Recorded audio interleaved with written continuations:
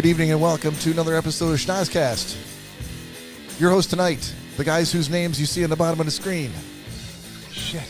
No, of course, the day that you do that. I forgot Nick's not here. I thought about that earlier today. I'm like, why do I keep saying the names? Cory's putting the names at the bottom. All right, so Bob, Cory, and Todd. Nick is on a special assignment. We may see a bit of him later, but he's going to keep us guessing as usual.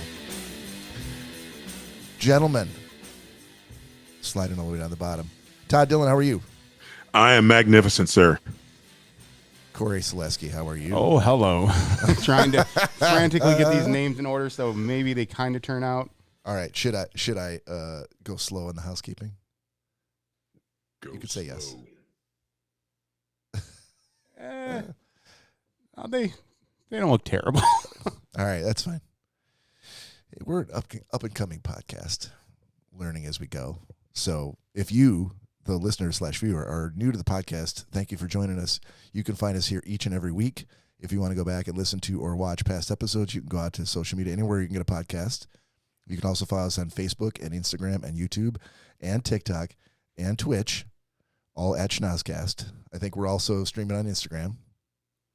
And if you want to write us an email, you can send it to schnozzcast@gmail.com, or you can call or text us anytime, day or night, especially right now while we're live and Nick's not here and he's upstairs and probably trying to get some sleep, but his phone may be going off at 618-SHOCKER. Shocker. If there was any time. Yeah, people, we implore you. Any time to call the Shocker line. We would love to hear from you, whatever it is. If you're having relationship troubles and you want advice, we've got the people like Candy here Cane. Candy Cane is thriving now in her current situation thanks to the A1 top-notch information that she got from Todd Dillon. Indeed. If you've got feedback on the show, if there's something that you want us to talk about, some topic you want us to address, or if, selfishly, if you just want to wake up Nick Bader while he's sleeping upstairs. Is that you or Todd? I can't tell. I think it was me, but I don't know why that was doing that. Well, it's not doing it anymore. Yeah, that's weird. My MacBook was muted. It was me. Oh. Well done. It was me. Thanks, Todd. Well done. Sorry. Technical difficulties. Yes, sir. Hey, question for you fellas. Answers. And so my offspring posed this to me earlier because he dropped me off over here at the show, which is, what you do when you know you're going to be imbibing and you don't want to drive home. I said, hey, you got anything for the podcast? He's like, well, I do have something. So the question to you guys is, and I'll start with Todd. Yes, sir. Are you familiar? Are you practiced or currently with the process of having a shower beer? A shower. I've had a beer in the shower before. That is a shower beer. Then yes, I am familiar with that. Okay. Is it a concept that you did once upon a time in your youth, or have you done it recently? I haven't done it recently, but I would say I've done it in the last year or so. In the last year? Okay. Yeah. Okay. Yeah. Hot summer day. Yeah. You just went out and mowed the lawn? Yeah. Getting cleaned up, getting ready to go. Beat your chickens? Exactly. Made love to your wife? You Twice. need a shower beer. I assume you're talking about the making love part and not the beating the chickens part. Well, depends on what kind of day it was. Cory, how about you? Shower beer? I mean, I've done it, yes. Yeah. Recently? No, probably the same with Todd. It's more summertime. Summertime? Get done. Meaning that in this year, 2023, in the summer, you've had a shower beer. Yeah. Okay. Get done doing yard work or whatever. Yeah, that's when it's the best. Get done kayaking and.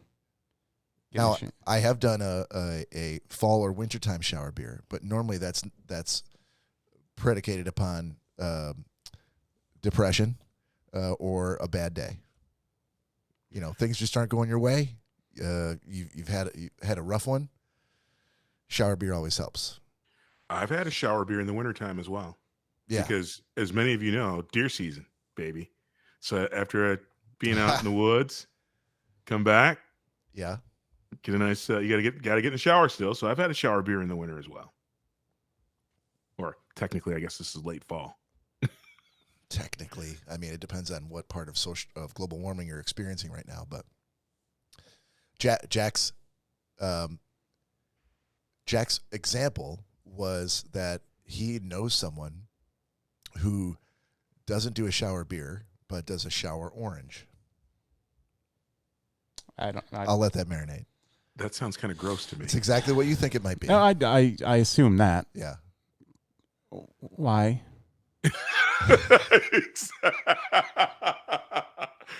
Perfect question, Cory. That's a great question, and it is a question. It's the first and only question I asked.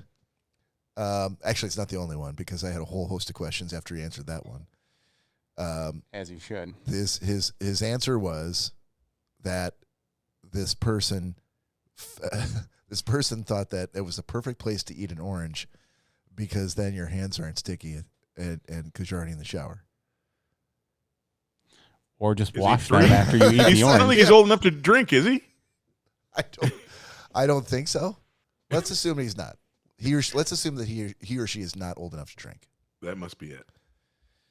Yeah, but it might mean that having a shower orange kind of preps you for the life of someone who has a shower beer now and again. I guess a shower Go-Gurt. Baby steps. My shower Dunkaroos. This person actually went as far as to bring a bowl into the shower. No. In which to discard the orange peel. Because he peeled it. Now I'm in fully the shower. disgusted. No. I mean, I think the only maybe plus side I could take away from that is you put lemon peel or stuff down your garbage disposal and make it smell better. I guess in the shower, if you have a peeled orange and you just left it on a shelf somewhere while you were showering, it might make the shower smell a little better. But no, past that, and that's even a reach. Past that, I don't see any reason. It's a long reach. I'm not disagreeing with you guys whatsoever. I fully understand that. Yeah, I'm trying to understand this. Exactly. I'm trying to help myself out, understand why this psycho is taking an orange into the shower and eating it. Right. Because eating in the shower is very different than drinking in the shower. That is true. That is true. I don't think I've ever been rushed to the point where I'm like, man, I don't have time to eat and shower separately. I must do them at the same time. I can 110% say I have never eaten anything in the shower. And I'm not even sure I've walked into the bathroom with still chewing the last bite of food from whatever I was eating and not finished chewing it before I got in the shower. Well, let's not get carried away now. But I can't say 100% to that, but there's no way I've ever had any sort of food in the shower. Yeah. Yeah. It's a bad practice. But he brought a bowl in the shower. Elegantly showed. For the orange peel. Dude, I think I came up with a video idea for the Schnozzcast. Did you? Yeah. Okay. Is this going to be a surprise to our 4 listeners? Yeah, and Jack. It's going to be fucking epic. Okay. I got it all planned out. All right. Does it involve all of us? Or just all of us eating in whoever's our dumb enough to agree to do it? If you guys want to join, you're more than welcome to join. But Yeah, I have a wonderful idea. Yeah. All right. Shower salads. Now, since we are a drinking podcast, you might want to quickly now in OneNote or somewhere else jot it down, because there's definitely been those Sunday mornings where I'm like, what was that idea I had on the show again? I can't remember. And it's lost to obscurity forever. I'm putting it in my notes right now. Yeah, thank you. Yeah. As it sounds like you use the term epic to describe this idea. So you don't want to forget that one. No, dude, like I said, this is going to be. Don't forget that. This could take us over the top. Wow, that is a bold statement, sir. I love it. You always. I don't believe it, but I love it. If we know anything about Cory Selesky, Todd, it is that he always comes to play. Todd, like I already told you, buddy, that if you don't want to believe it, that's fine.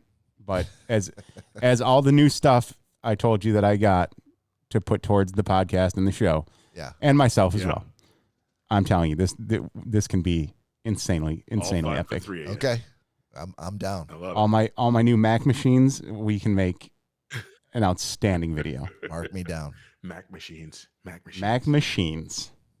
Thank you, Apple, for sponsoring this podcast. Hey, so to answer, Todd, a question that you had from 1 week ago.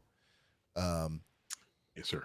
So Todd, in full transparency, right? Because that's what makes a good podcast. Like the behind the scenes stuff, the behind the curtain, the under the covers stuff. Sometimes it's good to share that kind of stuff. So we did two episodes last time we got together, and at the end of the first episode, Todd called me up, or either Todd called me or I called him just to say, hey man, how do you think it went? And Todd, you remember what you said to me? I think I might have said it. I think it typically say it sucked ass. No, you did not say it sucked ass. You relayed a question from Mary. Do you remember that question? Oh, I do not. You said, Mary was just wondering, hey, why you look so sad in the podcast? Like apparently I had this sad look in my eyes at the end of the show. Yeah. Yes, So, okay. I do remember that now. And I said, no, I'm fine. I'm all good. And so then I was editing the audio from last week in order to post it yesterday up to the streaming services. And so I had to listen to it all again. And as I was listening to it again, I'm like, oh, that's why I was sad. It was the reason was that I had taken time on the podcast to ask a question, and I think as a group of friends, I think our kryptonite is, we should be about for a comedy improv podcast. None of us are improv comedians, but when you sit at the bar and you talk to your friends, you're improving shit. You're not going like, hey, when we go to the bar tonight, here's what I'm going to talk about. Exactly. So be prepared to laugh. Be prepared to bring your own points of view, because you're going to want to know about this ahead of time. You don't do that. You just come up with shit. And and Cory's such an easy target. No, this was not anti-Cory or making fun of anybody. It was more like we should be like a yes and podcast, right? If you do improv comedy, and I have not done it, but I know enough about it to know improvisation is all about yes. I read a book. Like, whatever happens, you can read a book, you can watch it on TV, you can watch good improv, and you can just figure it out. But whatever happens, you just go yes and then you say, and then you follow up that idea. Like you don't poo-poo the idea. You don't go, well, I'm not playing this. I'm not following this train of thought. You just roll with it, and you go, okay. Oh, your mother got run over by a bulldozer yesterday, huh? Well, let me tell you, the last time my mother was run over by a bulldozer, she managed to escape, and let me tell you how. Like that, you just go yes and you follow through. So at some point during the first part of the episode, it was like the first 30 minutes, I brought something up with a question that I think I posed to Cory and to you, Todd. I don't even think I asked Nick. And it got a little poo-pooing, which I was fine with at the time. I was fine with at the time. Because not everything, if I'm going to spring it on you, sometimes it's not going to land. Right? Right. It's starting to come back to me a little bit. Do you remember what the question was? Because I don't even recall the question. It was, you know what? If I look up, no, we really shouldn't be doing this. Look it up on your phone.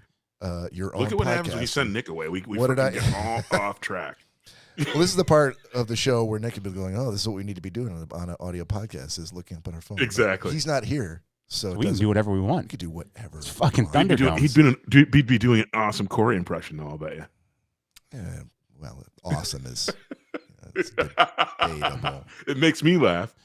It's subject to the idiot that laughs at it. So the description for the last episode is Bob, Cory, Nick, and Todd rant and rave about sweaty wedding feet, salad permissions, and junk mail recipes. Does that ring a bell for any of you guys? Yes. Yes. The question that I asked.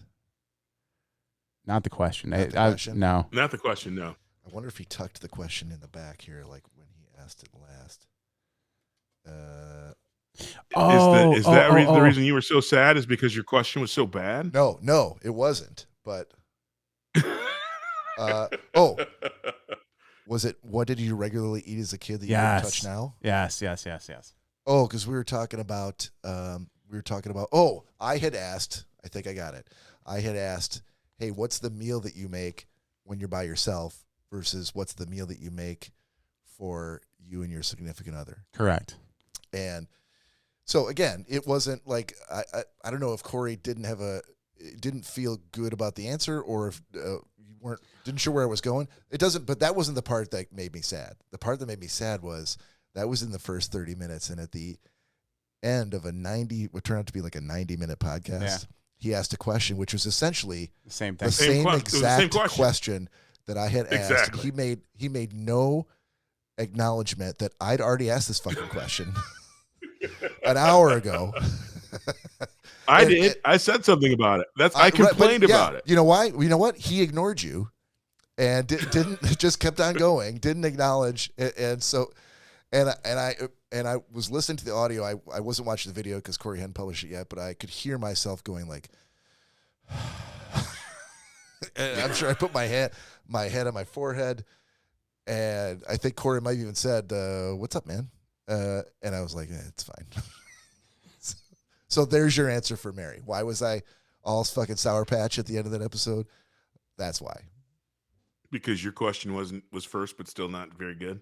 Well, both of them were the same questions, but when he asked his question, there's like they were slightly different. It's a great question. Yours was a little bit confusing, Bob. I think, even though they're essentially the same, the formation of the question made it because I don't think that all of us were a bit kind of sideways on the thing that we do by ourselves, or whether it had to be, and also we were splitting hairs as to whether or not it was quick to be done, small amount of ingredients, or we were left with so many other questions that it went a little bit sideways. Yeah, and I am not. That's on me. And again, I'm not Sour Patch about the fact that the response or reaction to my question wasn't the greatest, because that's just part of the game, right? It was the fact that the same exact question got asked later with no acknowledgement that I'd already asked that fucking question. Except for I did complain. You always got my back, Todd Dillon. That is something that I've known for quite a long time. As the elder statements of this podcast, Bob, I take care of you. Man, the fact that you just said you're the elder states of this podcast, that made my night, because I've been saying it for years. You are. No. You said as the elder statement. No. I feel like it was a question. Taking care of the elder comment about yourself. Thank you, sir. I appreciate that. Oh boy. Speaking of elder statesmen and drinks for those elder statesmen, Todd, what do you got? What are you drinking tonight? What's your shot? You know what I'm doing, baby. Crown apple. And I'm still riding that Halloween holiday and drinking my Atomic Pumpkin by New Belgium Brewing. Yeah. Yeah. Well, it's good stuff, man. You got it poured, because we're ready to go. I'm ready to go. All right, we are a drinking podcast, and it is Saturday night, just before the witching hour, so it is time. So go ahead and pour yourself one. Cheers, boys. Cheers, everybody. Salute. Yeah. Oh shit. That's the Or good did I stuff. send you a picture? Yep. I did. Let me send you the video. Thank you, sir. It's so fucked up that the video has the same my brother-in-law thumbnail just as said the that picture. shit is junk. Oh, Crown Apple? Hey, Stevie. He didn't specify, but I'm assuming. I'm assuming he's talking about Fireball, because Crown Apple beats Fireball any fucking day of the week. It does. You can't drink it like 7 shots in a row and still do a podcast, but quality of liquor, Fireball can't touch Crown. Come on. Agreed. Cory, I think even you'll... Agreed. If Crown Apple costs the same as Fireball, we'd probably have been doing that more often than... Steve says No, drink a God, real no. shot, boys. I mean, that means I was tequila. Gonna say, I'm assuming he's talking about the Fireball then, if he said boys, because that's plural. Todd's singular. Yeah. And probably. that makes I think sense he to might me, be ripping so. on all of us. I think Steve is a tequila man. Look, Steve, I defy you to go on the internet for 1 hour and drink shots of tequila over and over again and maintain some composure. So, Steve, come on into town. Steve's in Michigan. Oh, he is? Yeah. Why the fuck isn't he over here? Because he probably, like the rest of our relatives and friends and family, don't watch this podcast and probably didn't even know we were doing it. No, come on, Steve. That's what I'm throwing a challenge out to you right now. Hey, and tell Mary on the rocks. Tell Mary, make it happen. The hell's redemption on the rocks? We all suck. Oh, maybe you shouldn't come over for an episode then, Steve. I have a great Steve story. So I bought Steve a 3 Wiseman shot one day. Yeah, you know what, Todd? Sorry to cut you off. This is exactly how you deal with that comment. You immediately start ripping on Steve for the next 45 minutes, and there isn't a goddamn thing you can do about it. We should do that, but this isn't a rip on Steve. This is actually a story where things I thought were going to go one way went a totally different way. Okay. I bought him. So Steve and I have been to the bar maybe 1.5 million times, and he's bought me maybe 1.5 million shots of tequila. And so this one night, I thought I'd be pretty slick. I beat him to the punch and bought him a 3 Wiseman. And of course, Steve being Steve decided, even though I drank every other shot he's ever bought me, he did not drink his. He says, "I'm not drinking that shit." And so Mary then quickly picked up the shot, downed it, and goes, "Pussy." And I'm like, "Get your shit on. We got to go." Because I knew she was going to be absolutely throttled. And she was. Within 15 minutes of us leaving the bar, she was jibbing outside the side of my car. Hopefully she's not listening tonight. But yeah, Steve, he got me on that one. Yeah, he's coming over to see you guys. You know what? Sweet. Tell him we're at 555 Redbird Lane. Steve, I will buy you a 5th of tequila, but it has to be gone by the end of the show. Absolutely. There we go. The gauntlet has been tossed. Challenge delivered. We'll see if it's accepted. Steve said Mary puked. She all over the side of my car. Jibbed. I thought he was from Michigan. Doesn't everybody from Michigan say jibbed?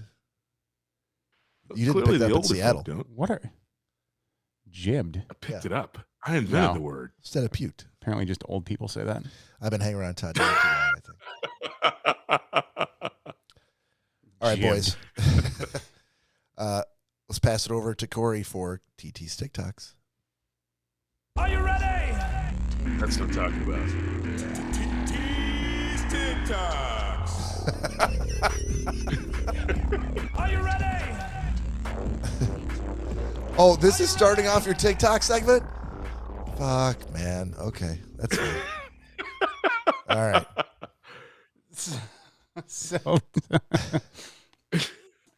So to start off the segment, this was a week ago. Yes, all the way back when. I received a fantastic birthday present from all of my brothers here on the show, and it was a play on a game that we had played earlier about what toy did you love when you were a kid, and I said Supertoe, and these yeah, despite every fiber of Todd's being rebelling in protest, these motherfuckers went out on the internet and found a really, really good quality Supertoe game with almost everything intact. The only problem, and I don't think it's not really a problem, there's no way you could account for it, was it comes with like a strip, right, of supposed to be 100 yards to the field. Okay. So wherever you put the goalposts, you put it on the floor, and there are little stickers that you can mark for 10 yards, 20 yards, 30 yards, and so on. And all those stickers, there was absolutely not one drop of sticky stuff left on them after all those years. Yeah, I mean, 70 years old. But the roll was still, everything was intact. And I think I sent a picture to you guys that the original warranty was intact. Yeah. The original instructions were intact. There were still stickers that the kid who had them originally did not use them all.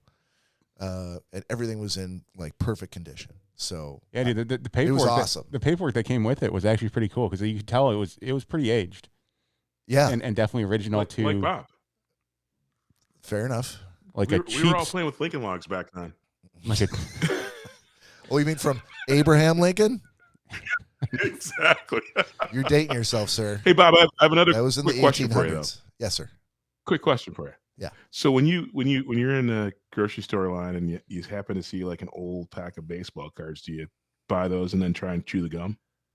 First of all, what grocery store sells old baseball cards? Is that every grocery store that has baseball cards? Every grocery store sells modern baseball cards, not old baseball cards from the 70s. If you look down at the bottom, there's some ones that didn't sell. If you could find a pack of baseball cards that old at a grocery store, fucking buy them because there's gold in there. There's no grocery store. There's no Kroger. There's no Food Ranch. There's no store of any kind that doesn't try Dearborn Market to bottom shelf to get rid of old product off the shelves and replace it with new stuff. Dude, I'm telling you, if there was a pack that old, you better grab it because you're going to be a millionaire the second you open that pack. The Kit Kats and the Blow Pops at the checkout. Exactly. This dusty pack of 1952 Topps baseball cards. Is that Jack Ham on the cover? Staubach?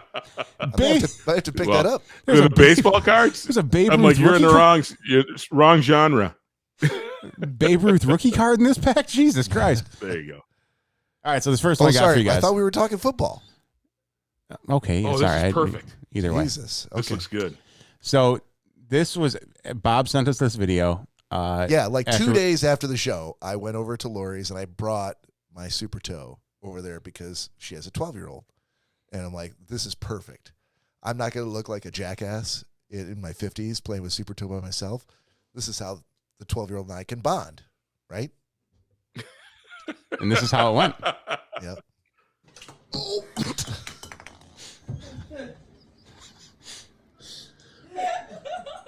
So, right in the junk. I wasn't expecting it. Normally you're left or right. Normally you're left or right. So clearly the Supertoe works. I'm holding the phone trying to film. Right in the junk. Right in the tip of my dick. I wasn't expecting. Normally you're left or right. Normally you're left or right. Dude, I'm going to say that was good. Yeah. I think he's going to get drafted. Oh, well. It's funny how you, even at this age, you go like, why isn't this working well? Oh, yeah, you can't really do it on carpet. You have to do it on a hardwood floor. Really? Or tile, yeah. Because you're smashing the head of that Supertoe down with such force that the carpet is just as a natural, shock absorber. Interesting. Dampener. Thank you, sir. Todd Dillon for the win. Todd knows a lot about kickers. Yeah, as soon as we moved from the carpeted hallway to the kitchen, it was he was like night and day. Yeah, he was like 20 for 20. All right, so this next one, it explains itself. Get a rum and coke. You got it. There you go. I said I wanted a rum and coke. Just try the apple, buddy. It tastes like rum. Well, yeah, turn it around. Oh my God, it tastes like coke. This is amazing. You're welcome. So for the audio listeners, he's eating an apple at the bar. You got it. Gin and tonic. Enjoy. I asked for gin and tonic. Trust me, it's worth it.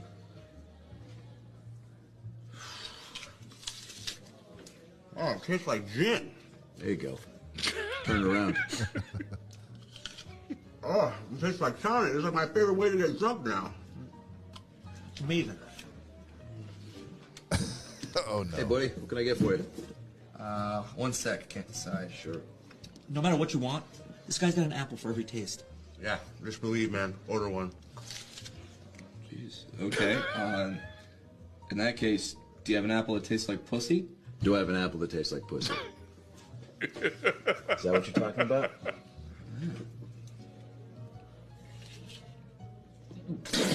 That tastes like shit. Turn it around. Turn it around.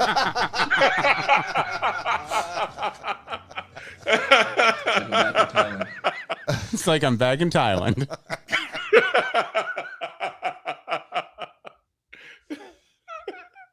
Wow. I hope this is the one episode where Dave's like, let me just check these guys out before I go on. Oh, my God. On the show with them in December. That was dumb, but it was the funniest shit.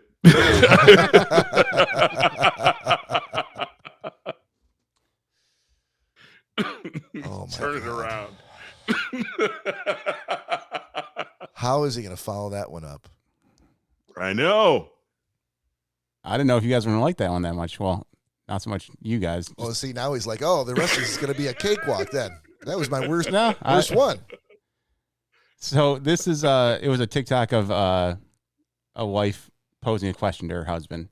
So she just kind of walks in the room while he's laying down and asks him the question.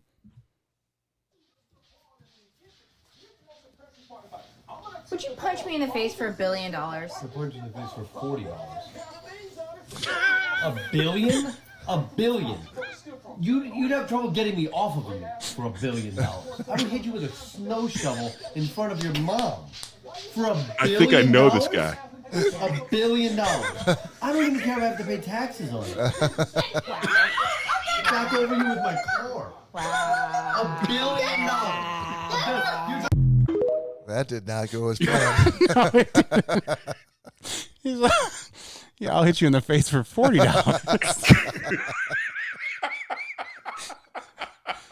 $1 billion. I gotta say, I don't know. Dude knows the value of a one with 9 zeros behind it. Because maybe it's a guy thing, but I instinctively go, who do I know that would give exactly the answer? And the first name that comes into my head is Todd Dillon.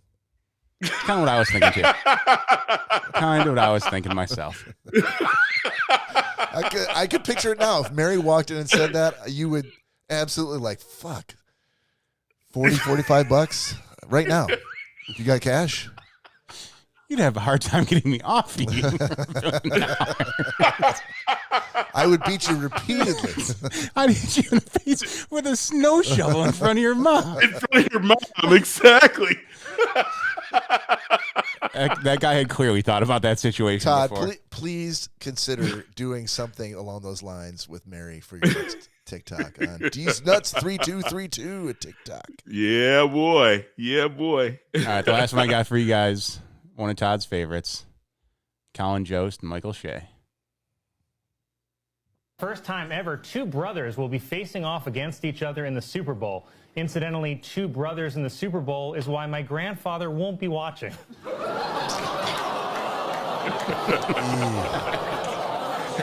February, man. Wow. There you go. Quick little one. Nicely That's TikToks done, for the week, Cory. boys. Nicely done, sir. Just in time for Play the one Thanksgiving. where Bob gets hit in the junk again. Yeah, play that one more time. Let's see me get hit in the junk one more time. Hitting the doink. Oh, hang on, I got the audio going. No, the audio is just as good. They've seen That's it twice perfect. before. They know what happens. That's it. Audio of me getting hit in the junk. Perfect. Here we go. Oh, nope. Whoa, Hang on, that's maybe not it. That's OAR. But Fitz and the Tantrums are coming in concert.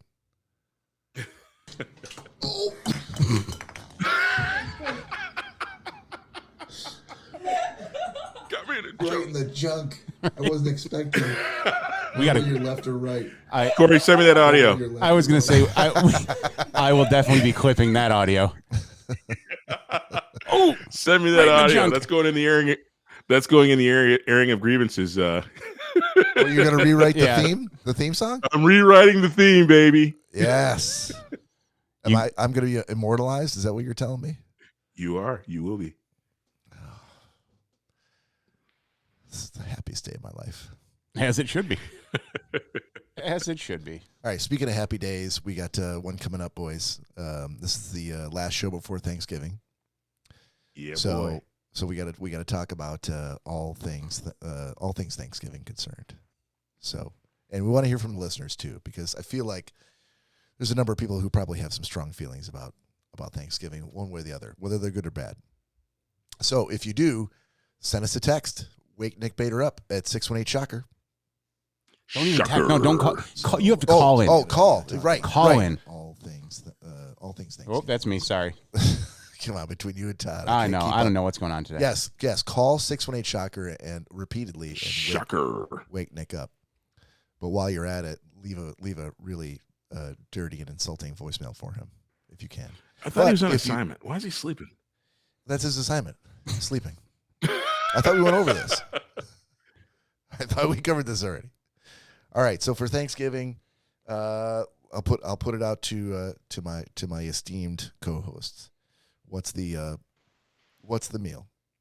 What is it? Is it standard turkey? Before you even go there, Bob, for cooks, Thanksgiving is the Super Bowl. That is the Super Bowl for cooks. Well, hold on. I think it depends on whether or not you like your family.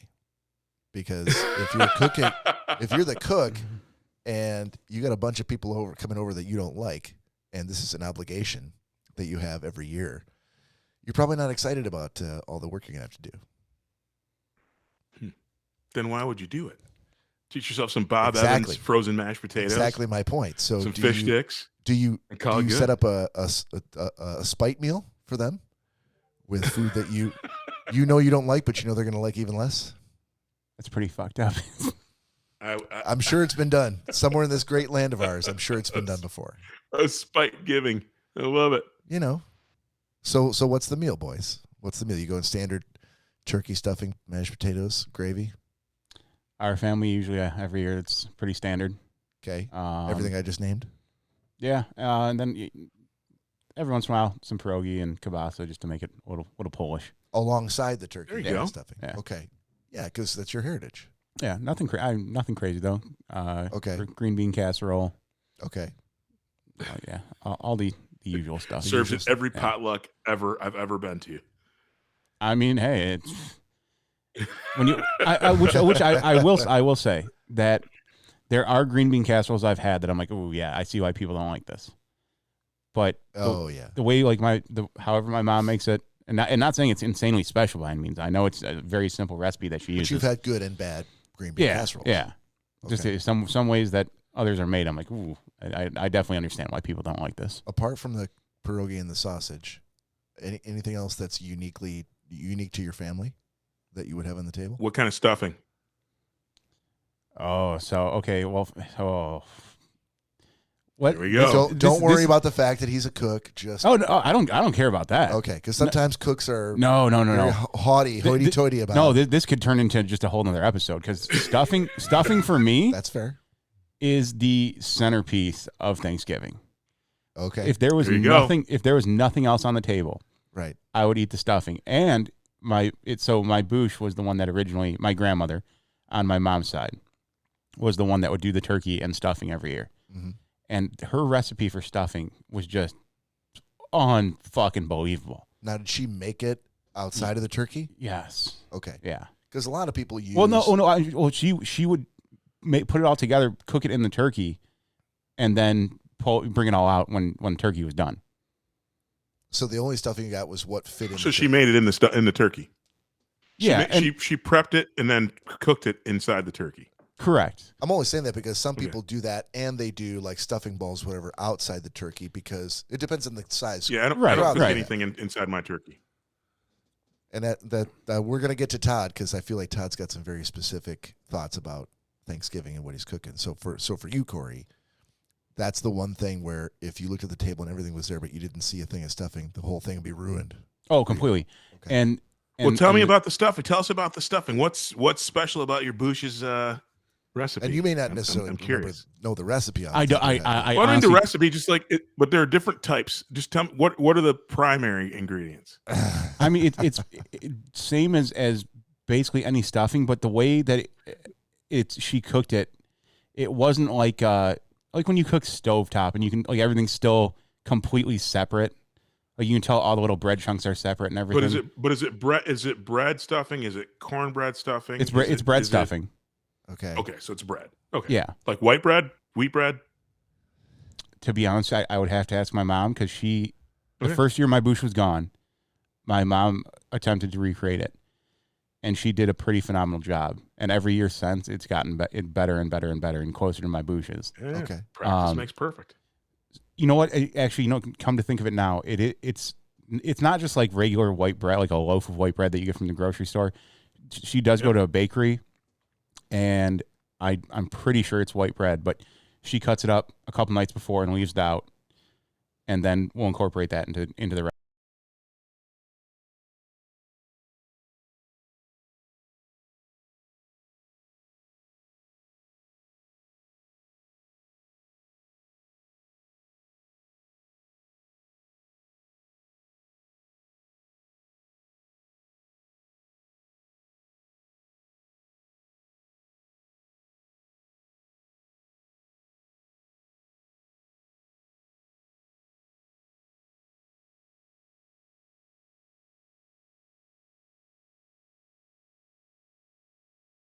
I know she was pretty happy that we all were like, wow, this is spot on to Boucher's. So that's great. Perfect. Yeah, that's number one thing on Thanksgiving. Todd, how about yourself? Yes, sir. You're doing turkey, right? So I do turkey every Thanksgiving. We do at least a turkey. This year though, we're going to be a little bit estranged. The pre-pandemic, I would do at least 2 turkeys because I would invite all of my coworkers and anybody in the area who didn't have a place to go, and so I'd do 2 to 3 turkeys. And my new tradition is I will smoke if it weren't just Mary and I, and I'll get to the Mary and I this year, but normally I smoke 1 turkey and then deep fry a turkey for when I have big groups. And I do a cornbread stuffing. That's what I grew up on. And but one Thanksgiving, I think maybe 8 years ago, Mary and I went to Hawaii, and I had a French bread stuffing that I thought was going to be horrible. I saw what was in it on the menu, and I'm like, this is going to be horrible because it had cranberries in it and walnuts, and I'm like, oh no, boy. Yeah, Todd, hold on. Right there with you, dude. I went to a Thanksgiving that someone made something very similar and had cranberries in it. Freestyled it or something like that? Yeah, and it was the most disgusting thing. You don't put cranberries So hear me in out, stuffing. When I had this in Hawaii, and I was like, this is going to be horrible. But I'm like, you know what? I'm going to give it a go. They made it, and I ate it, and I was pleasantly surprised. And I've now incorporated it. In fact, Mary is like, hey, this has got to be a staple. So I actually make it a couple times a year. I make a French bread stuffing, but I also do my cornbread, which is what I grew up on. So turkeys, Todd, I'll deep fry. Todd, will you send me the recipe for the cranberry one? Yeah, absolutely. The French bread one, because I'll share that because I'm good at sharing recipes, Bob. Thanks, brother. Appreciate it. You know, I'm not sending you shit. No, why would you? No, send it to me. Why would you not send it to me? Because I'm not sending it to you. We just had exactly. Todd doesn't share recipes anymore, especially in your house. What's then wrong when you mess it up, then you're like, your recipe's horrible. I would never say that. Well, okay, so hold on, that's not true, because I followed the recipe to the letter, and if I followed the recipe and it sucked, I have to blame the recipe. No, when I bring over the thing and say this is what, and you're like, I love this, and then you're like, oh, I made it, it sucked. Then you didn't follow the recipe to the letter. I wouldn't say it to the internet. And to the letter means actually buying the right ingredients, and not skimping on them. That's why there's recipes that I will not try, because I cannot find the ingredients that the recipe calls for. There you go. So we'll talk. Yeah, I'll give you some good pointers. Hands with me. I'll give you some pointers, but typically I'll do so, and I go all out. I love to cook, and so Thanksgiving is my Super Bowl. So I like to fry a turkey, smoke a turkey. I like to do a ham. Got to get a honey baked or a Costco Kirkland ham, and I do put a little extra zhuzh on it. Shout out to Robin who gave me that word, but I'll dress that up nicely. Hold on, you got that word just recently? Oh no, she's been saying it for years. Okay, but I only use it with regard to when I spruce something up a little bit. What's the zhuzhing on your ham that you do? I make a separate glaze from the glaze that comes in that powder pack. Okay, what's your glaze? And that's as much I'm willing to share on these airwaves. Okay. All right. Should I? I'm going to keep asking about what you're serving, but should I just hold all my questions, because whatever your answer is, it's going to be, I can't share that. Is that? Well, I'm not going to tell you exactly what's in it, but because it's going to get screwed up. But ultimately, I do a little bit. I put a little extra on the glaze, and then but you know what one of my big hits at Thanksgiving is, because it takes me so long, and I do the majority of the cooking. I also do a Thanksgiving duck every year, and you can't have a duck unless you have pork belly. And so I actually finish my duck with the pork belly sweating all over that duck, and so that pork fat rendering on top of the duck, it's like golden brown. Oh man, so the pork belly, and so I bring the pork bellies off and That's usually gone long before the turkey's even close to being done. But I do a duck, pork belly, a ham, mac and cheese, stuffing. I've been in the habit of doing kale. Greens was a thing that like collard greens was a thing when I was a kid. Those are a little bit hard to come by in my neighborhood. So I have developed my own recipe for kale. It's very close. And yeah, that's the majority of my spread. Deviled eggs. You can't have Thanksgiving without deviled eggs. Deviled eggs are fantastic. I have every Thanksgiving without them. I honestly, and this is the legitimate question, I don't understand what the big deal is. You don't like deviled eggs? I've tried them. Maybe I tried ones that weren't made really well. I don't know, but I don't get the appeal. Oh man. What's they're like? I don't know. I don't even know how to explain it. It's like these sweet, tart, cool lumps of frickin' deliciousness. Todd, do you put relish in your deviled eggs? I do. In them or on top? That's what in the mixture. In the deviled part of the egg. Yeah. I'm guessing and I smoked, just haven't had really and good eggs, smoked, and good smoked paprika for the sprinkle, man. Good paprika. Lori's probably yelling at the TV right now. Going, she is. She's like, I love deviled eggs. She goes, I love deviled eggs. Yeah, no, I know she. Yeah, it's entirely possible she made them to me, but I still, for whatever reason, don't understand the appeal. I don't get why everybody loves them so much. Lori, we'll have to talk about your deviled egg recipe and see why. Look, this is now I'm getting into all sorts of trouble. I'm not meaning to imply that her recipe is shit. It sounds like you've only had Lori's deviled eggs. And apparently, it doesn't strike your fancy. This is so bad. You're the one that said it, not Todd. It's on me totally. Yeah, so, this is going to be an interesting evening. We'll discuss it, Lori. No, they're not bad. I just don't. I don't understand why the people are just crazy for them. We'll figure out what's wrong with your recipe. All right. Well, I was going to say I wouldn't say crazy. So again, they are. Here's the thing, Bob. I think deviled eggs are twice a year thing for me at most. I think Christmas time and really and only if Mary reminds me at Christmas time. But if we have people over during the holidays, then deviled eggs are. I think one of the big things, Bob, it's an easy hors d'oeuvre that's quick to make, and easy to serve, and it keeps people get something in their stomach while you're waiting for all the big stuff to get done. I just thought of a good save, and this is actually legitimately a save. My palate is horrible. Get the fuck out of here! No, seriously, this isn't a save. It's a total save. No, because somebody was it Todd was ripping on stovetop stuffing earlier.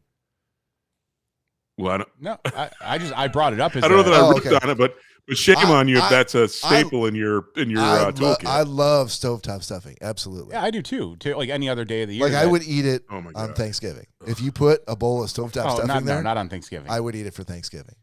Yeah, no, that's not happening. So my palate is not very refined, sophisticated. Todd, we just witnessed the most backpedaling. No, it's not backpedaling. I know. God's honest you should try it for the NFL.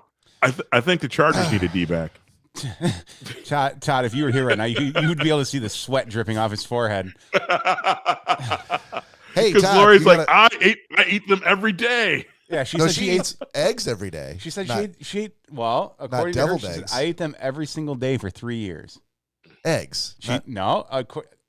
Reading the comments. Oh, okay. It would imply deviled eggs for every day for 3 years. And she doesn't mind not sharing with you, Bob. It turns out this is gonna work out for you. Well, turns out we're she's gonna happy see about to eat them all. That's totally fine. I add value in other ways. That's what Lori says for the internet to see. Not once she gets over here. It's gonna be a different story. A whole other, yeah. So to prepare for that, we're gonna do a shot right now. Todd, go pour yourself another Crown Apple. I'm on it. Holy cow! Was this my idea to talk about Thanksgiving? Yeah. Was it? Next time I have a good idea, just stop me. Just say just had to be. It's that time of year, right there. I got my shot poured. I'm ready. Right. Cheers, everybody! Thank you for tuning in. Cilantro.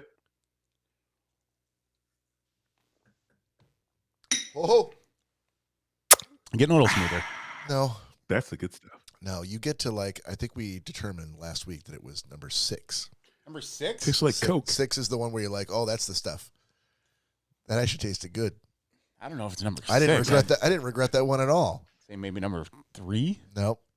3, 4, and 5. there was still some measure of regret, like that was dumb. Why did we do that? Maybe if we added some deviled eggs to it. Well, if someone would share their recipe, which they won't, that's fine. That's fine.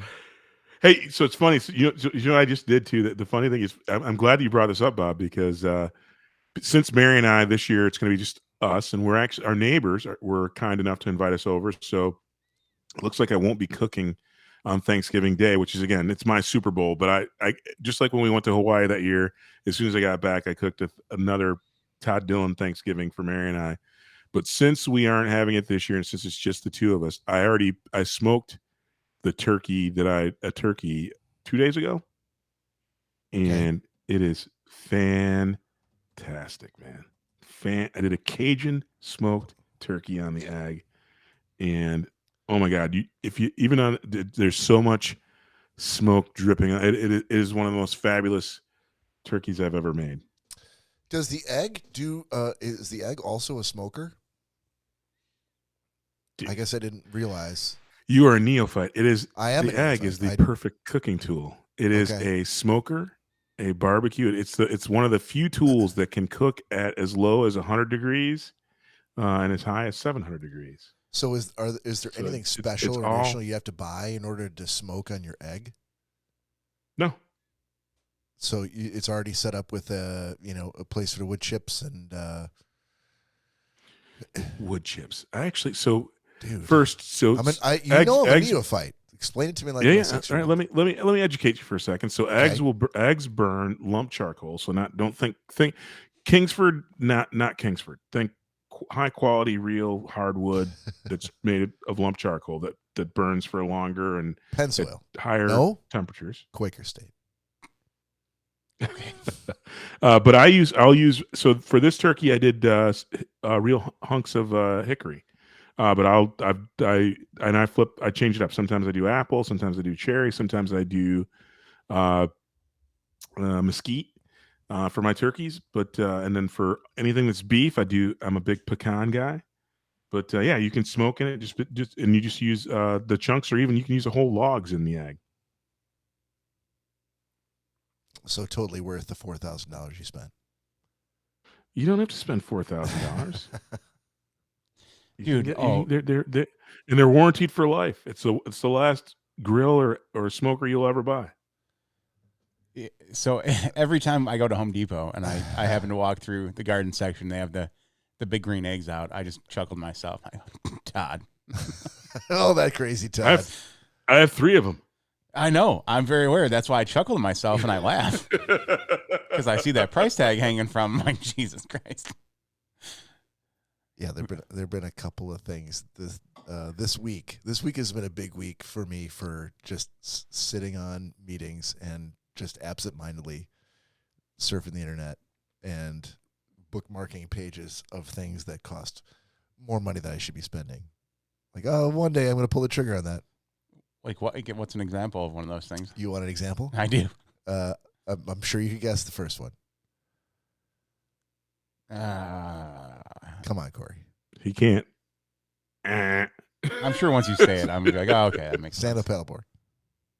Oh, that's not. That's not what? What? I didn't hear you. What'd you say? Stand-up paddleboard. Okay. That's a $400 purchase. No. Yeah. No. Not to get a good one. Yeah, to get a very good one. No, you're spending $1,000. No, you're not. Yes, you are. No, that's the price of an egg. Same price. And how I'm long is your paddleboard warranty for?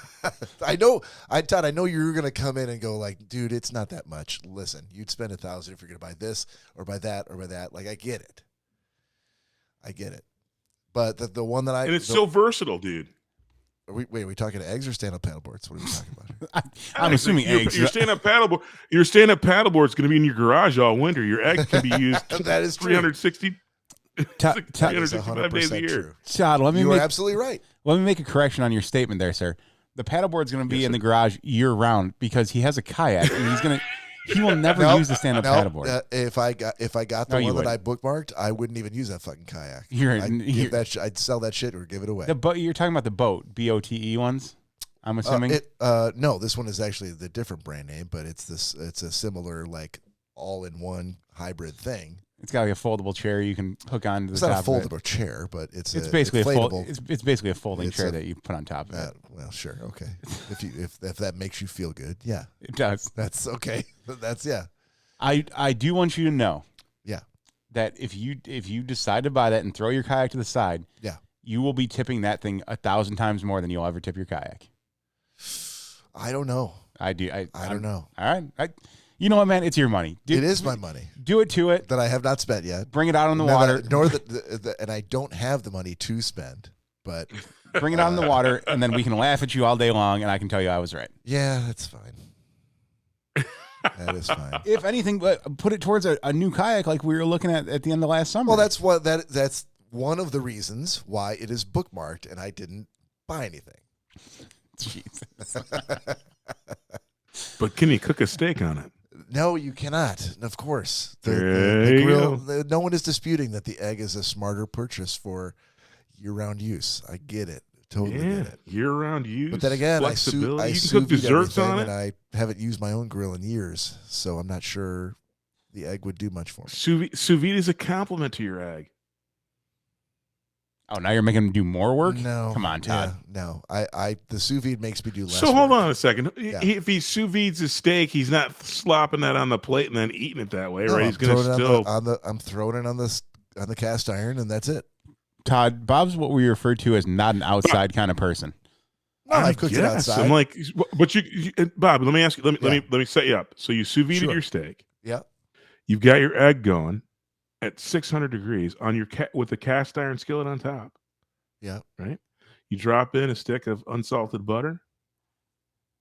You pat dry your steak that came out of the sous vide. You put an extra little coat of whatever your favorite rub is on your steak. Sure. Drop that thing in your cast iron skillet on the egg for 2 minutes on each side, and you will have the best steak that you've ever had in your entire life. Done and done. Let me pose this question to you, Todd. Go ahead. If you're already basically cooking most of it in the sous vide, and you're just searing it at this point, you're just searing it. What is the? You're not just searing. You're not just searing it because now So here's the thing: what you're getting is even if I don't put any specific like any hickory chunks in there, the wood that I'm using, that lump charcoal, is either oak or some other really high quality wood, and you'll get that smoky flavor in your steak, which is a bump above what you will get in a steakhouse, and you will absolutely appreciate it. And if you do put the mesquite in there, if you do want to add a little bit of extra zhuzh, if you will, that mesquite I want you steak, to stop using that word, especially when it comes minutes. to grilling. that's for like costume department people and makeup personnel on a feature film location. Not yeah, and your steak should be that good. Why sell yourself short? At the end of the day, infuse as much additional incredible. Have you ever had a great steak off a grill? That smoky flavor is amazing. I have, but it requires some investment in, first of all, the grill, the egg, and secondly, all that's that's warranted for a lifetime. It'll pay for itself. This whole warranty doesn't pay you back for the purchase price of the grill. And it sounds like it's the same price as the stand-up paddleboard you're not going to use. I haven't bought either one yet, but if you're trying to talk me into buying that one over buying nothing, I'm still in for the price of an egg. And the only thing that I'm missing over slapping my steak onto a cast iron is extra delicious flavor. Is no smoky flavor. And I'm like, I'm good with that. And you pay a lot more for that at a restaurant where they actually do it for. In fact, there's a couple of restaurants here now that actually have eggs inside to equal so that they can finish the steaks on so they can get that smoke flavor on there. It's not that expensive. Actually, you can get an egg for as little as $400. I don't know if that's true or not. Is that the entry you can level? Get the medium. Like you can get the medium. Egg? It's small. It's not the extra large, but it's small. And, and again, you're only doing your steak. Yes. There you go. See, I've solved your problem. No, that's my point. Get yourself a medium egg. Just to do my steak, to give my steak some extra zhuzh. Actually, no. Actually, I'm gonna back up a second. So, okay, just for your steak, your medium egg will dazzle you and be impressive. But if you actually have chicken on an egg, you will never ever want your chicken any other way. Period. Bar none. Now Best that is a cooking tool more ever for chicken. lucid, convincing argument. There you go. I think than a steak. Although I still could sous vide my chicken. Yeah, I guess you can. You can. Sous vide chicken I'm is sure you could. So you can. It doesn't. It can be rubbery, but again, with the beauty of the egg is it you should be can cooked all the way through. You're just. Well, geez, it's easy to cook it all the way through. Get a meat thermometer. Yeah, I don't know how I feel about sous vide chicken. Well, look, yeah, the whole purpose of sous vide is to get it sous vide exactly chicken for the dogs the way that you want every single time. Whether you're doing it in the pan, whether you're doing it in the oven, sous vide chicken is not a great. You have to pay attention to it because if you walk away and you get fucking right, I get distracted by the wife or the dog or the whatever, your shit's not going to turn out the way you want it. I know sous vide chicken. That doesn't sound. You shouldn't sous vide chicken, Bob. We did it for the dogs because you shouldn't. Oh yeah, I don't. A dog's gonna. Obviously, dog's gonna be fine. They can eat raw. I don't chicken. sous vide dog either. Actually, good for them, but for a human, I don't know. That doesn't. It's not. You're not gonna be happy if you sous vide it. Todd, I do have a question for you on the big green egg. What you say you buy a special higher end charcoal for it? Yes, lump charcoal. It's not more expensive. It's not that much more expensive. But here's the other cool thing: if any of us ever cooked with Kingsford or the charcoal briquettes, those are mostly filler. And so when you start your fire, you do your barbecue that day, you do whatever you do, it's all dust at the end of the day, and you whatever you use to cook whatever you cook, you're done with, right? It's all ash, right? Yep. The beauty of the egg as well is, and here's why I say that it'll start paying for itself. With lump charcoal, not only can you achieve higher temperatures, there's no filler. It's actually all wood. And so when I'm done cooking for the night, so I did for Mary's Thanksgiving potluck this last week. I smoked the turkey because I did a pork shoulder for her for pulled pork that I smoked for 14 hours.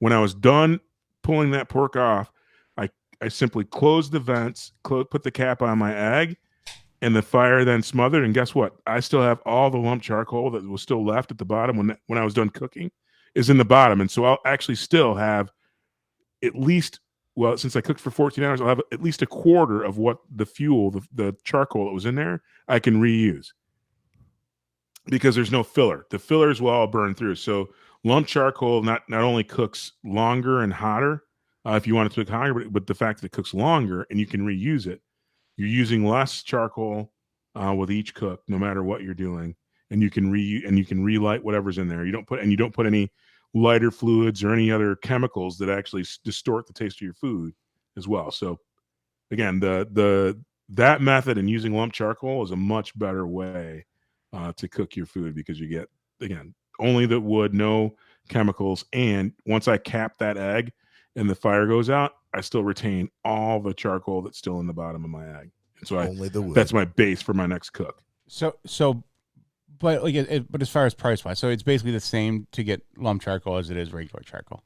Yeah. If you go next time you're at Home Depot, there's Royal Oak in the red bag is lump charcoal. Okay, all right, I'll take a look at it. Yeah. Sorry, you can use that in your Weber grill as well. I just wanted to clarify on that because it sounded like when you first started talking about it, I'm like, well, it sounds like even the charcoal is going to be a little pricey to be cooking on. No, you can. There are inexpensive brands. The brand of charcoal that I really, really like because it gives you the best kind of range. There's I use a Fogo. It's a Brazilian oak, and what I really, really like about it is when I smoke things. So like when I cooked the pork shoulder and a turkey, and I had that fire going for, call it 15 hours, because an hour to get everything to the temperatures that I wanted, and for 15 hours. And there's probably a quarter of what I use to put in that grill still left that I'll be able to use for whatever I do next, which if I wanted to just cook 8 or 10 chicken breasts tomorrow, that's enough to do that at any temperature. All right. You could never ever do that with Kingsford. That's a good selling point. I can appreciate that. Now, the big green egg being $1,000, well. For the large, but that's for the large though. Again, I bought my sister the medium one, and she's been knocking it out of the park on that for 3 years. I got it for Christmas a couple years ago. Do they make a small? They do. They actually make a. They make one. They make an egg in the $250 price range where you can do a couple burgers on it. Do they make a countertop egg? Well, again, they make one that will fit on your countertop very easily. But again, you wouldn't want that. Probably shouldn't do that in the house, your home. Exactly. But I mean, they make them in all sizes. The size aspect. Okay. No, you can make it. They make them in all sizes. You can get them all the way down to like a 2-burger egg, and you can make. And like I said, the reason I have 3 is I have an extra large where I cooked a 70-pound suckling pig for 20 hours on it, and it turned out perfect. It was like I had a luau in my backyard. Extra. Was there another extra in there, or is it just 2? We'll go back to it's a double X. It's double X. Okay. Jesus. I have to look up big green eggs now to see what they are running, even on Amazon. It's one of 10,000 ever made, Cory. You should see it. You should come when you're out in Seattle when we go on our Funko tour. The Funko tour, 2023. Yeah, the Funko tour. But yeah, it's big enough to do a 70-pound suckling pig on it. I'll actually send you guys pictures over. It was amazing. All right, not bad. So, Amazon doesn't even sell big green eggs. There's a lot of stuff that they don't sell. The more you look, the more you realize, they don't sell everything. I think the shipping would be The shipping would be insane on something like that because the biggest drawback to big green eggs is how heavy they are. If you bought it, when you buy it from the manufacturer's website, they charge you shipping though, right? Or do you get? I've never ever bought one online. There's Ace Hardware now sells big green eggs. Home Depot sells them, and not for nothing, I'm a big green egg guy. Komodo Joe makes a great product as well. Yeah, they have some really cool features as well. So I'm not hating on ceramic cookers. Are the way though. If you're gonna invest in a new grill smoker. And again, Traegers, I'm not hating on them, but Traegers can't cook steaks at 700 degrees. They're single function smokers. Whereas an egg, you can smoke, you can cook desserts. Anything you can cook on your stove, you can cook on an egg, and at any temperature. And the beauty part is, in a large green egg, you can actually without putting it like a quarter of a bag of lump charcoal in there, you could smoke something for up to 30 hours. So. That's what I'm saying.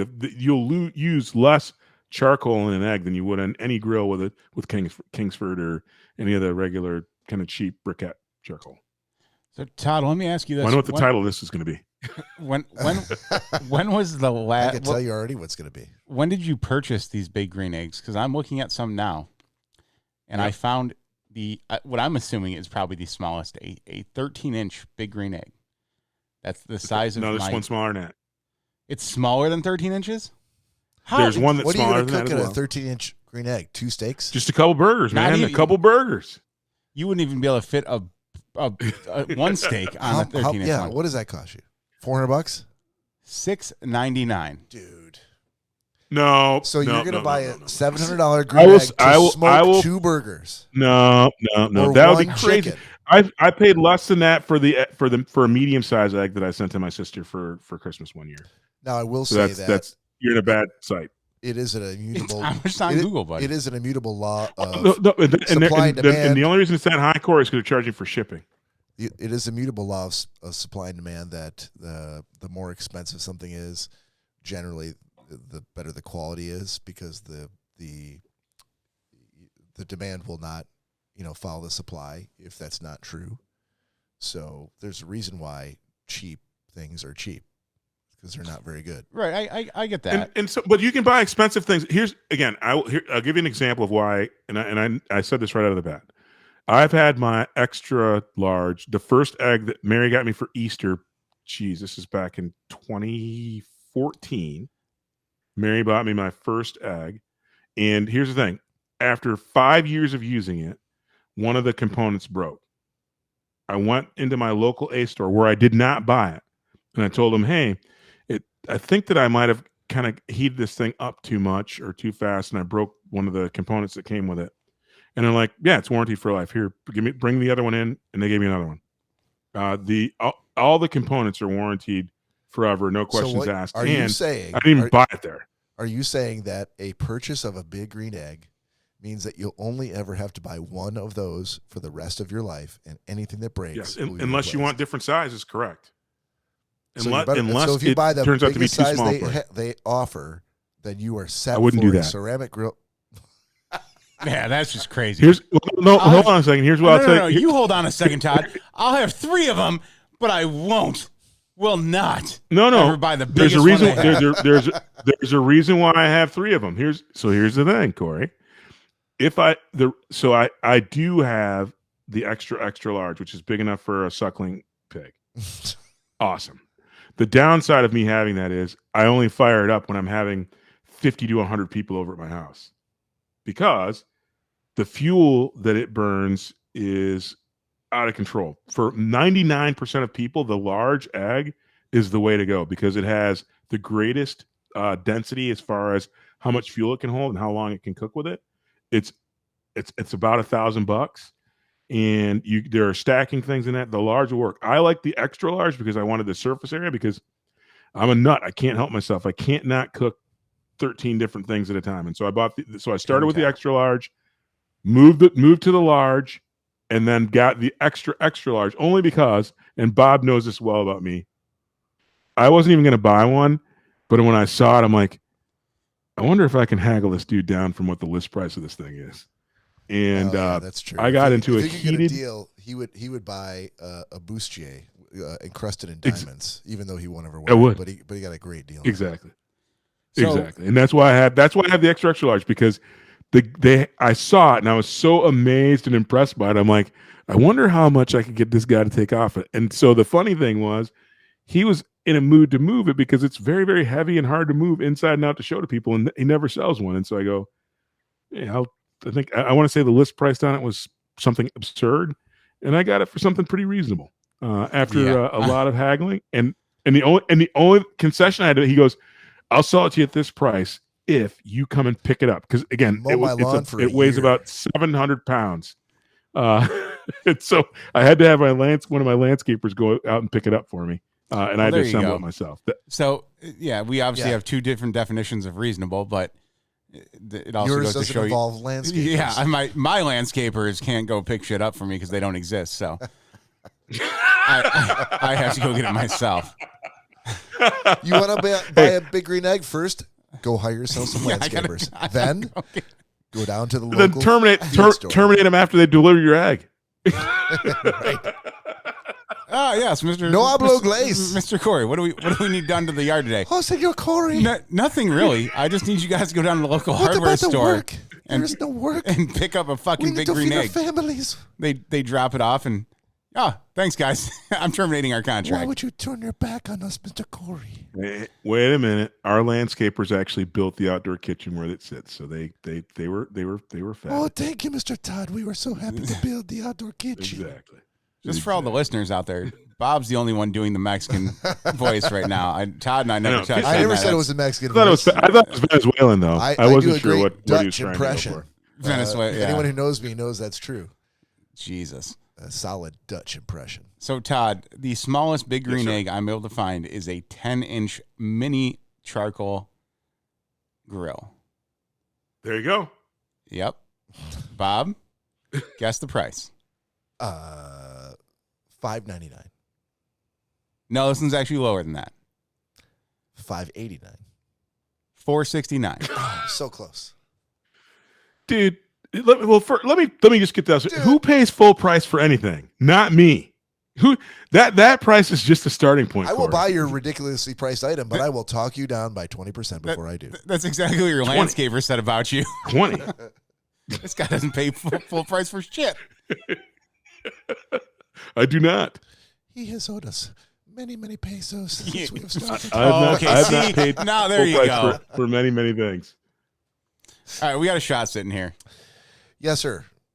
Before we do the shot, and we're way long, aren't we? we're going to wrap it up here after the shot. But before we do that, wanted to remind the listeners and the viewers that on December 10th, keep your eyes out for a Todd Dillon exclusive video on Instagram and all the streaming services very soon. But on December 10th at 1 p.m. Eastern Time, we will have Mr. Dave Hill on this show to talk about all things hockey, music, comedy.